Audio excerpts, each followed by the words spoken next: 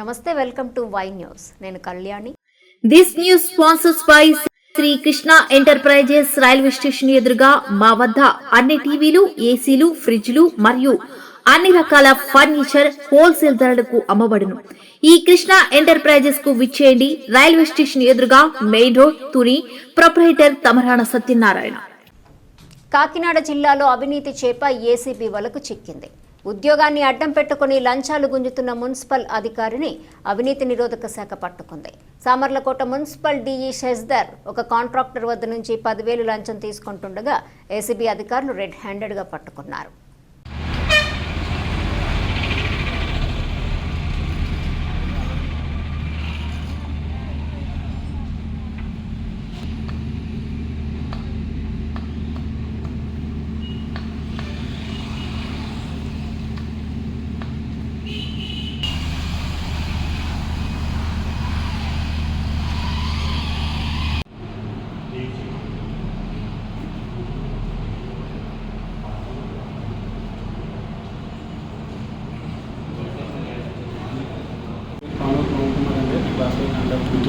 Municipal contractor అండి.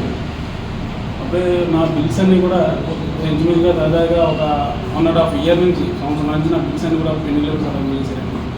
మేము అతో చెప్పడం జరిగింది, అతో మాట్లాడడం జరిగింది, అన్నీ చెప్పాను సార్. చెప్పాక ఏమో అదో అన్నారు, ఇది అన్నారు, చేద్దాం, కంగారు పడుతున్నాం అదన్నారు. చెక్ మెజర్మెంట్ అయిపోయిన తర్వాత కూడా సుమారు 20 రోజులు, 4 రోజుల అప్రెస్మెంట్లో నాకు చేసే వాళ్ళు. చెక్ మెజర్మెంట్ అయిపోయినా సరే ఇంతకాలం అవుతున్నా సరే, సంవత్సరం సుమారుగా అవుతున్నా సరే, ఇప్పుడు వచ్చి నాకు ఆ సైన్ కూడా పెట్టకుండా అనేక రకాలుగా నాకు ఇబ్బందులు పెట్టి వచ్చాను. గతంలో నేను మేడం గారిని కలిసాను, కమిషనర్ గారిని కలిసాను, డీఈ గారిని కలిసాను, డీ గారు మాట్లాడింది, అన్నీ జరిగింది. ఒక ఏ గారు రాగానే అంటే ఏ గారు చేసి సంఘం గారికి చేశారని అయిపోయింది. డీ గారి దగ్గరికి వెళ్తే డీ గారు అలాగే అప్డేట్ జరిగింది.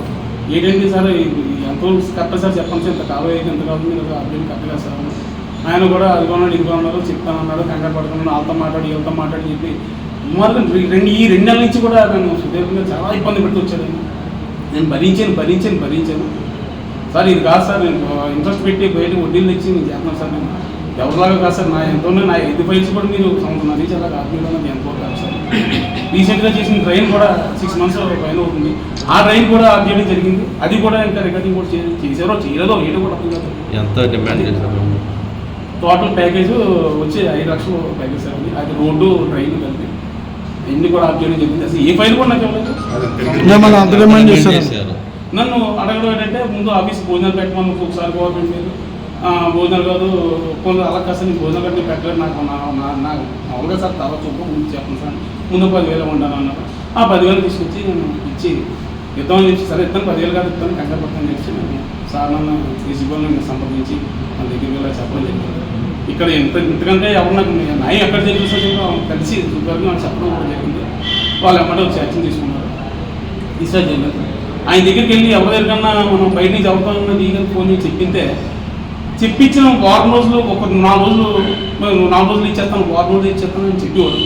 చెప్పి వారం రోజులు పోయిన తర్వాత కూడా కాంట్రాక్ట్ మీద హెరాస్మెంట్ చేయడం, గొడవలు పెట్టడం, పాత వర్కులు బయటకు రావడం, చేస్తాను, నువ్వు ఇచ్చేసాను. నీకు సుమారుకి అనేక రకాలుగా నన్ను ఇబ్బంది పెట్టని చెప్పాను. నేను చాలా ఇబ్బంది పెట్టండి, చాలాసార్లు నేను చెప్పాను సార్ వచ్చారు నన్ను ఇబ్బంది పెట్టాను సార్, నేను వడ్డీలు ఇచ్చాను సార్, నన్ను అర్థం చేసుకుంటూ పెట్టాను సార్. మీరంటే నా కోపం కాబట్టి కాదు, నన్ను అర్థం చేసుకుని ఎంతకాలం అయిపోయింది నేను కూడా ఆఫీస్ రాలేదు. మా ఫాదర్ చెప్పినారు మీరు చేస్తున్నారు అన్నారు, పోనీ ఏదో చెప్పించిన కుదారి జరిగింది. ఇక్కడ మీద కూడా మీరు ఎలాగ ఆఫ్ చేసి నన్ను ఇబ్బందులు పెట్టడం కరెక్ట్ కదా సార్.